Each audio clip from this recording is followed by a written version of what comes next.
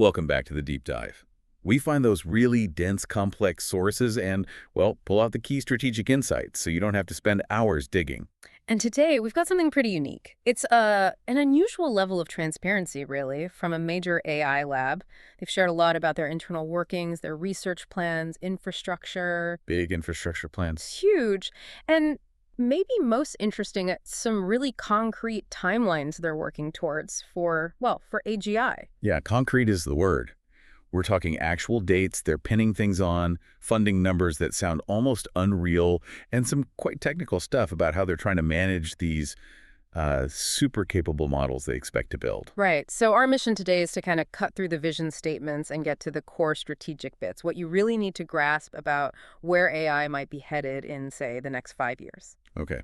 And they laid out their thinking around three main pillars, didn't they? They did. Research, product, and infrastructure. That's how they see their path forward, and that's how we'll structure our deep dive today. But before we jump into those, there was this foundational piece, this kind of evolving mission driving it all. Exactly. The mission statement is still about ensuring AGI benefits all of humanity. That hasn't changed. Okay. But how they think about AGI itself, what it is, that seems to have shifted quite significantly. How so? Well, they talked about moving away from this idea of AGI as some kind of oracular thing in the sky, this single, super smart entity you ask for answers. Like a digital god, almost. Sort of, yeah. And that older view kind of positioned AGI as solving problems for us remotely. Which puts people in a passive role, right? Yeah. If this technology is supposed to help humanity progress, you probably want humans involved. Precisely. The realization they've come to, it seems, is that AGI needs to be built as highly personalized tools. Yeah. The focus is on empowering you, the individual user, giving you incredible computational leverage. So the benefit isn't one big AI making decisions, it's billions of people becoming, I don't know, super-powered creators or problem solvers using these tools. That's the idea. It's more like other big technological shifts, the printing press, the internet. They gave individuals new tools. They're betting AGI will do the same, just on a vastly accelerated scale. The personalized tool is key. Makes sense. An AI companion almost, woven into your life. That seems to be the vision, something helping with everything from really complex work to maybe even personal reflection, maximizing individual potential. Okay, so let's dive into that first pillar then. Research. This is the core AI lab part, and where they drop some pretty bold claims in those timelines we mentioned. Yeah, the chief scientist was quite direct. The fundamental belief driving them is that deep learning systems might be, and this is the quote, less than a decade away from superintelligence. Superintelligence, that's a loaded term. It is. They define it as systems smarter than all humans across a lot of critical areas, but they also quickly added that the term AGI itself has become hugely overloaded. Almost unhelpful now. So it's not like one day AGI just switches on. No, they really push back on that. They see it as a continuous process and acceleration. They argue models already beat humans on specific cognitive tasks. It's just not, globally competent or fully autonomous yet. The goalposts keep moving. Right. So if the goal isn't just one giant brain, what's the immediate research mission? What are they driving towards with this intelligence? It's very clear. Accelerating science. They believe the biggest long-term impact will be AI systems that can autonomously discover new science and speed up tech development. That's the game changer they're focused on. Building an AI scientist, essentially. Basically, yes. And they have this neat metric for tracking progress towards that. They look at the task the AI can do and ask, how long would it take a top human expert to do the same thing? Wait, a time horizon metric. Where are we now with that? Right now, the current generation models are pegged at about a 5-hour time horizon. 5 hours. What kind of task takes 5 hours? Is it just processing data faster? No, it's more complex problem solving. They mention things like matching top competitors in, say, the International Olympiad in informatics. These are problems requiring creative thinking, algorithmic design, stuff that would take the very best high school programmers about 5 solid hours. Okay, that's actually quite significant. Automating 5 hours of deep creative work.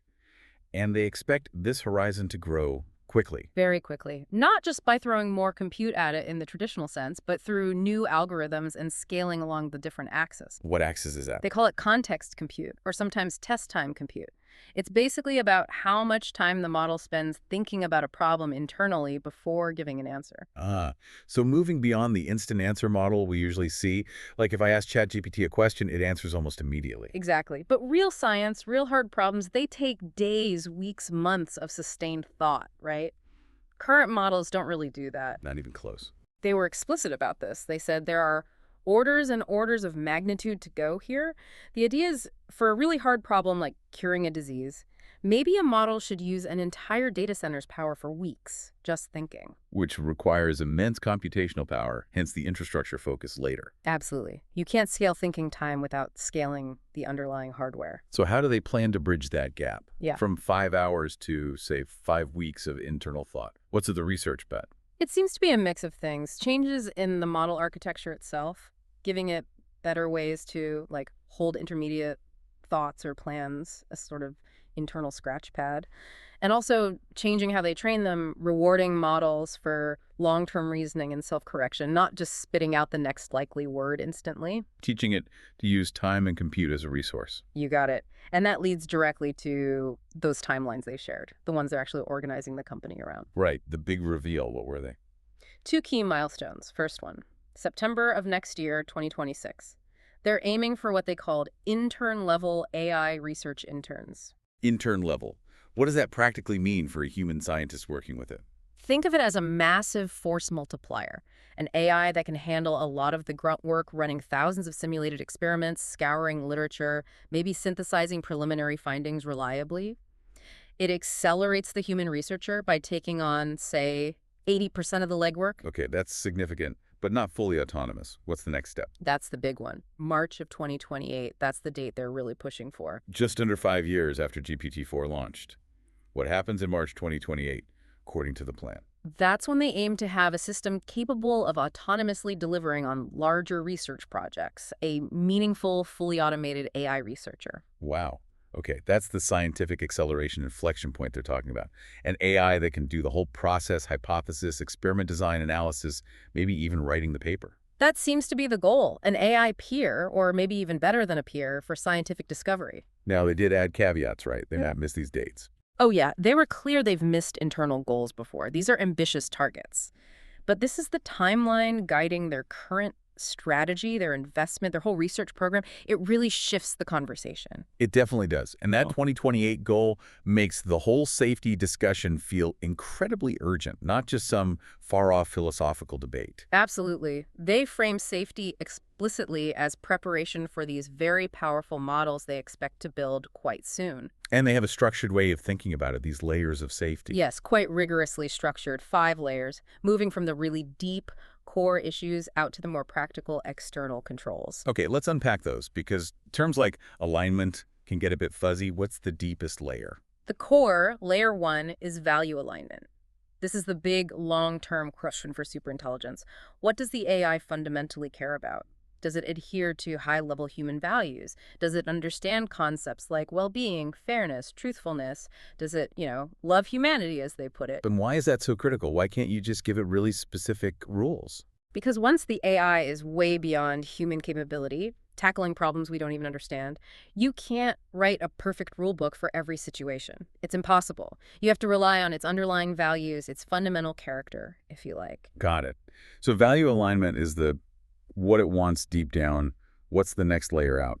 Layer 2 is goal alignment. This is much more about the day-to-day. How does the AI interact with people? Does it follow instructions accurately and safely? Can it handle ambiguous requests without going off the rails? So value alignment is, does it want good things? Yeah. And goal alignment is, did it do what I asked it to do safely? That's a good way to think about it. Oh. Then layer 3 is reliability. Is the AI honest about what it doesn't know? Does it calibrate its confidence properly? Can it handle weird, unexpected situations or data without completely breaking? Makes sense. Robustness. Exactly.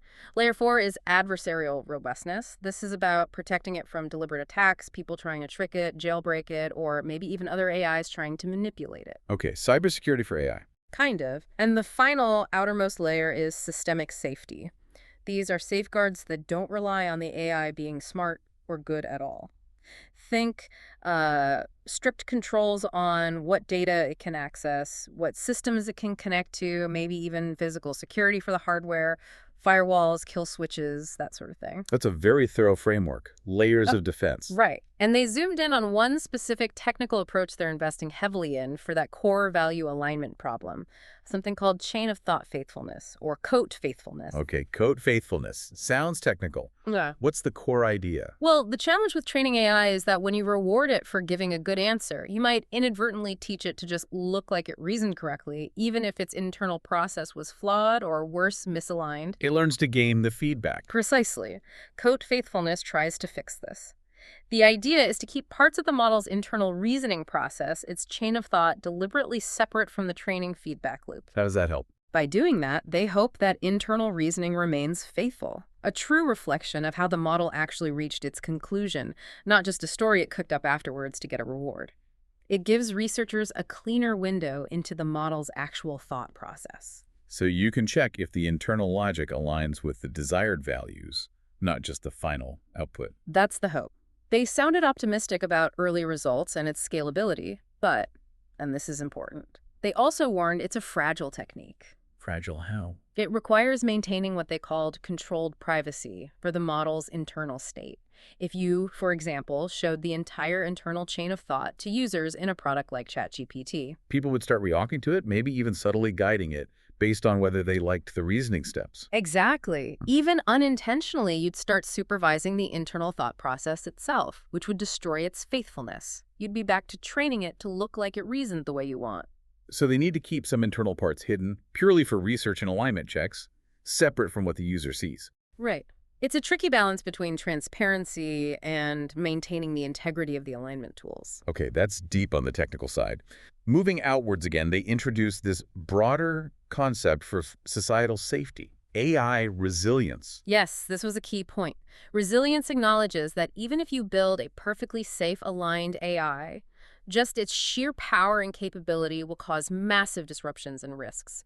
No single lab can manage all of that.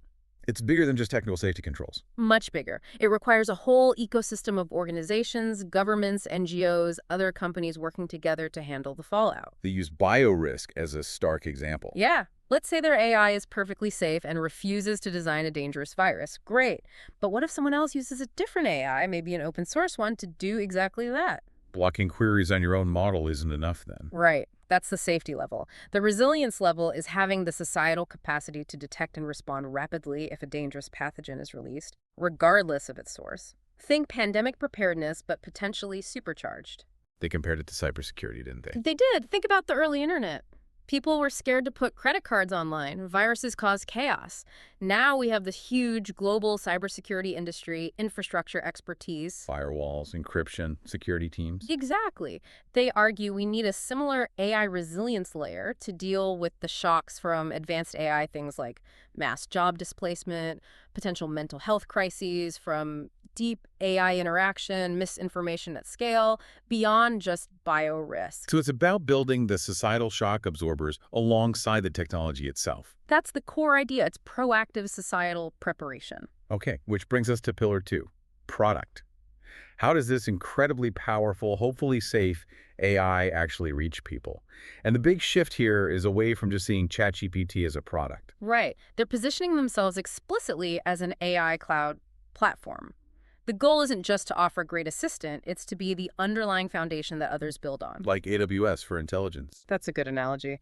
They want millions of developers, companies, startups to build new services, new applications, entire businesses on top of their core AI models and APIs. And they have a metric for success for this platform idea. Yeah, they cited that classic platform goal, often linked to Bill Gates. A platform is truly successful when the people building on it create more total value than the platform builder itself does. That's ambitious. Yeah. Making themselves the enabler, not just the end provider. That's the stated goal for the next year or so. Yeah. It also helps justify that massive infrastructure spend we'll get to. You need that scale to support a whole ecosystem. And are we seeing hints of this ecosystem already? What kind of things are people building with the current models, like GPT-5? They gave a really wide range of examples. It wasn't just the usual tech stuff. They mentioned a quantum physicist using it for predictive work, a nail technician figuring out chemical reactions. Nail technician. Really? Yeah. An economist brainstorming policy, a fisherman optimizing bait strategies. It shows the generality, how it can apply to really specific niche domains, and complex tasks, too, not just simple Q&A. Definitely. The example that stuck with me was creating a 101-part numbering system for a small manufacturing business. Apparently, it did it in one go from a single prompt. Wow, that's the kind of tedious, complex organizational task that can take a human days. Exactly. And that ability to handle structured, multi-step, complex instructions is vital if you want to be a platform people build real workflows on.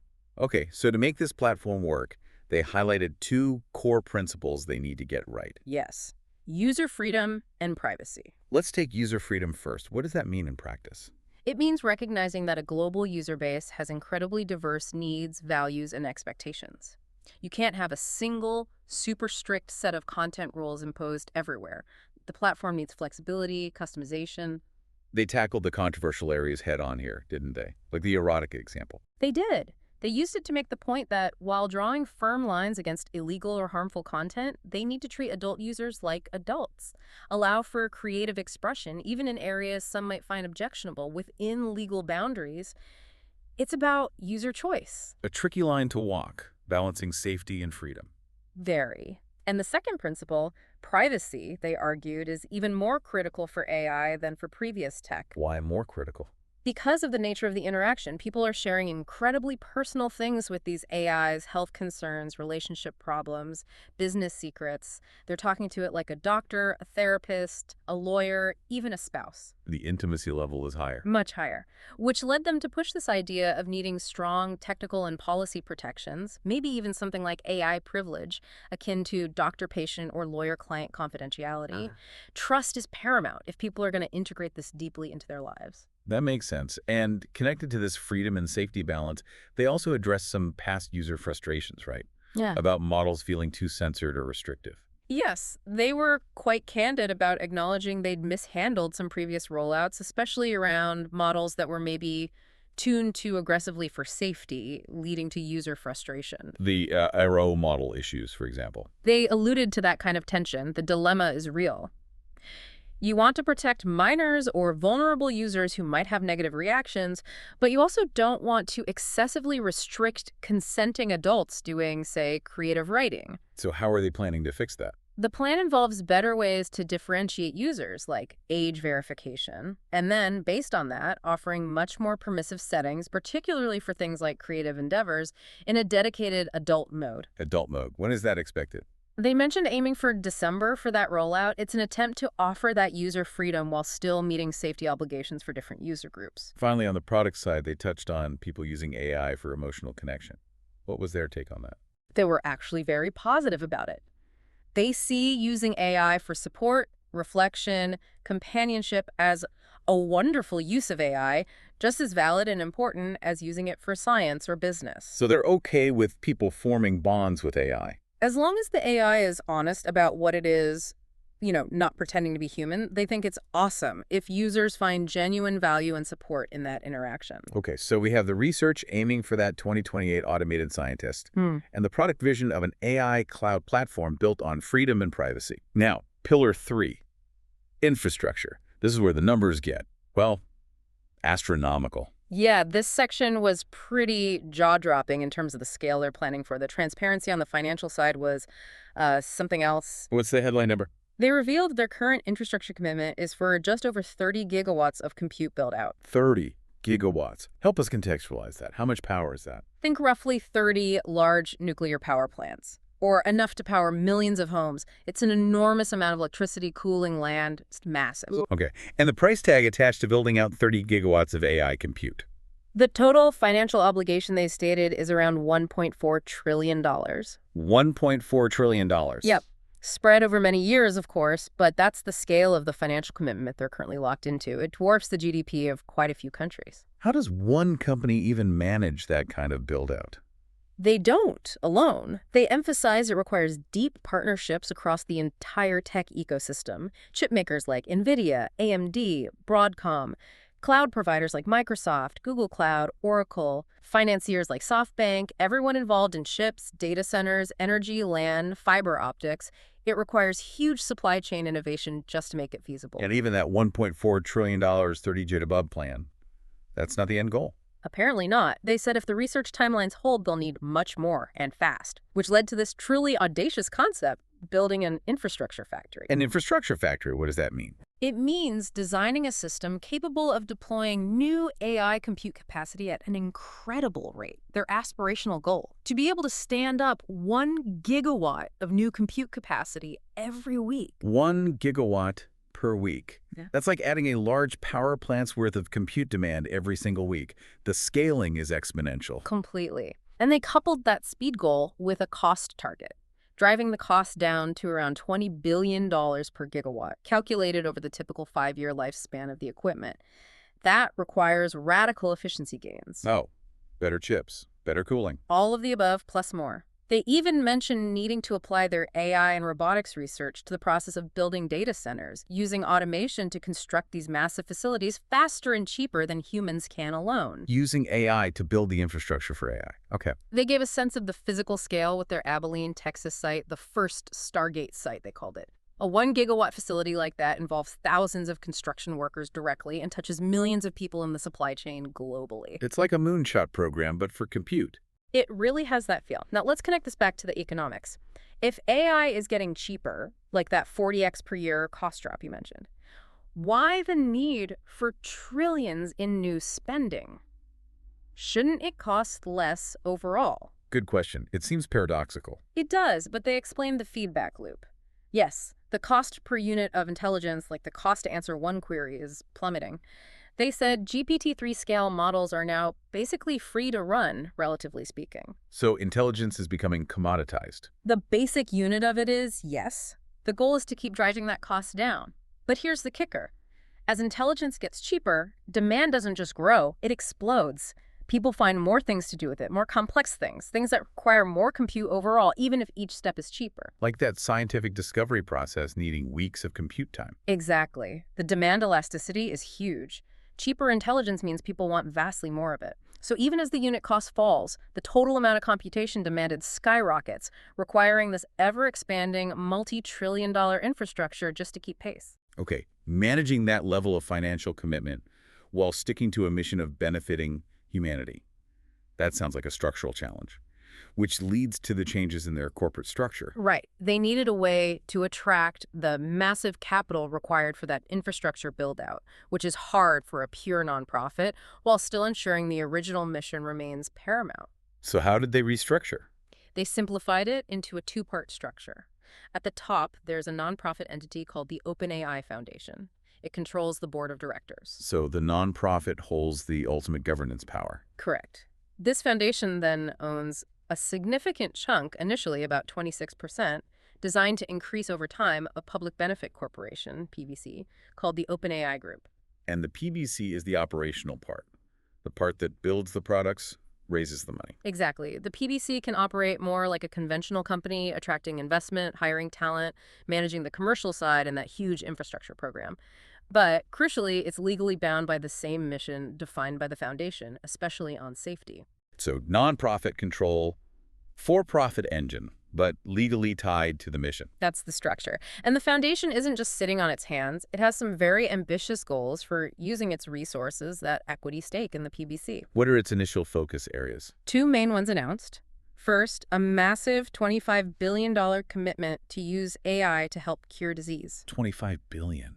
Wow. How will they use that? Things like funding the creation of huge biological data sets needed for AI training, providing compute grants to researchers, basically accelerating AI's application in medicine and genomics. A huge bet on AI for health. What's the second focus? Funding that AI resilience effort we talked about earlier.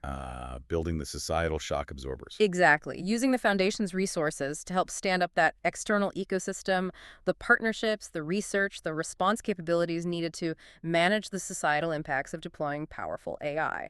So the structure aims to fund both the tech and the societal safety net. Okay, let's pull all these threads together now. We've got the 2028 timeline, the safety work, the platform vision, the trillions in infrastructure, the new structure. What's the overall picture they paint for the future? What's the scientific acceleration scenario? It's pretty dramatic if their timelines hold. They envision that by 2026, their AI models might start making small but genuine scientific discoveries. Little breakthroughs. Right. Then, by 2028, with that fully automated AI researcher online, they expect medium-sized or maybe even larger discoveries happening autonomously. And because AI works so fast, Yeah. this compounds incredibly quickly. That's the idea. They talked about potentially compressing 200 years of normal scientific progress into just 20 years, or maybe even two. A massive acceleration driven by AI discovery. Leading to what kind of future? Their words were a radically better future, driven by breakthroughs in medicine, clean energy, material science, all accelerated by AI. And this AI wouldn't just be in labs, right? They see it becoming personalized. Very much so. They painted this picture where you might have one massive data center working on curing cancer, another focused on creating amazing personalized entertainment, another tackling climate change. But also, AI is helping individuals with education, finding relationships, managing daily life. It's meant to be pervasive. Okay, but the elephant in the room with that vision is always jobs.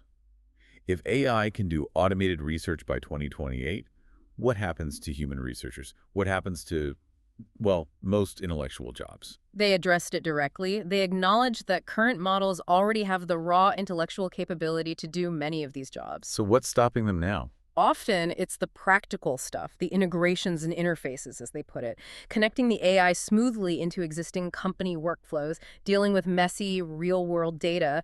It's often more plumbing than pure intelligence limits right now. But that's a temporary barrier, their prediction for job automation. They were blunt. Significant automation of many white-collar intellectual jobs is likely over the next few years. They aren't shying away from that possibility.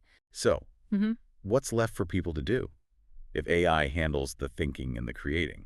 Their perspective shifts the human role upwards. We become less about doing the intellectual labor ourselves and more about setting the high-level goals, defining what problems are worth solving, what direction we want humanity to go in. We become the architects, the philosophers, the ethicists. Kind of. Finding meaning not just in doing the work, but in understanding the incredible variety of new knowledge AI unlocks. Our job becomes steering the ship and appreciating the view. It's a philosophical shift about human purpose. And one last thing on the future experience. They don't see us just chatting with AI forever, right? The interface will change. Definitely. While chat is useful now, they see it evolving. The future product experience is likely less about you actively querying an AI and more like an ambient, always present companion. Ambient, meaning? Meaning an AI that's sort of aware of your context, your life, your work, and proactively offers help, suggestions, insights without you always having to ask. More integrated, less transactional. From reactive tool to proactive partner.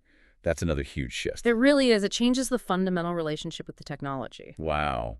Okay, so this deep dive has really peeled back the layers on what looks like an incredibly ambitious, maybe even audacious plan for the next few years of AI development. It really has. The key things for you, the listener, to take away are probably that hard target of March 2028 for an autonomous AI researcher, the almost unbelievable $1.4 trillion infrastructure commitment, and that new Foundation PBC structure aimed at funding both cures for disease and that crucial AI resilience layer. And underlying all of it, that incredible economic engine. Yeah. The cost of intelligence dropping 40 times per year, forcing this race for massive scale. Which leaves us with a really interesting final thought, doesn't it? We've talked a lot about the complexity, the research breakthroughs needed. Right.